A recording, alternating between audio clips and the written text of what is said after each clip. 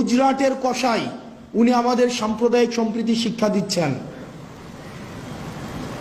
ভারতে বসে আমরা আপনাদের কাছে একটা জিনিস জানতে চাই, যে 626 জন ক্যান্টনমেন্টে বন্দী ছিল তাদেরকে কিভাবে ভারতে পালিয়ে যেতে সহায়তা করা হয়েছে এবং তাদের পিছনে কারা রয়েছে। আপনারা নিজেরাই দেখেন, আমরা এই বিষয়গুলো জানি। এই বিষয়গুলো 5 আগস্ট পূর্ববর্তী পুরো সময়টা আমরা এই ঘটনার একদম সাথে আমাদের সরাসরি সম্পৃক্ততা ছিল। মিড রেঞ্জের যে অফিসারগুলো ছিল এবং সৈনিকরা ছিল, কোর্ট মার্শালকে সামনে রেখে জেনারেলের বিরুদ্ধে গিয়ে তারা ছাত্র জনতার পক্ষে রাস্তায় নেমে এসেছিল। আমরা তাদের প্রতি আমাদের দায়বদ্ধতা অনুভব করি। ইউনিফর্ম পরা যে অফিসাররা রয়েছে, যে সৈনিকরা রয়েছে, আমরা আপনাদের প্রতি দায়বদ্ধতা অনুভব করি।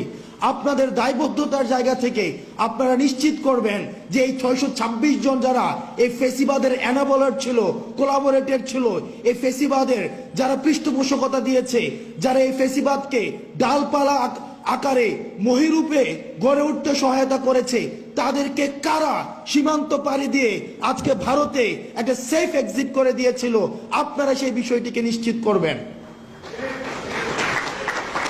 আজকে আমি যখন পিলখানায় কথা বলছি, ঠিক এই মুহূর্তে mother of terror Sheikh Hasina ভারতে বসে তিনি জনসভায় বক্তব্য দেওয়ার প্রস্তুতি নিচ্ছেন এবং সেটি আমাদের জন্য লজ্জার।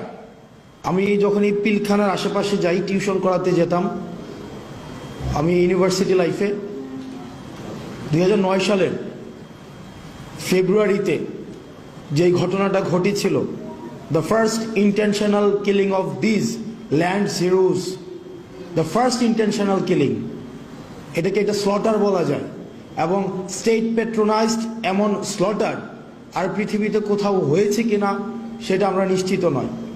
এই পিলখানার সাথে এটার সিলসিলা শুরু হয়েছে 2009 সাল থেকে এবং এটার চূড়ান্ত পরিণতি 2024-এর এই 5 আগস্টে হয়েছে।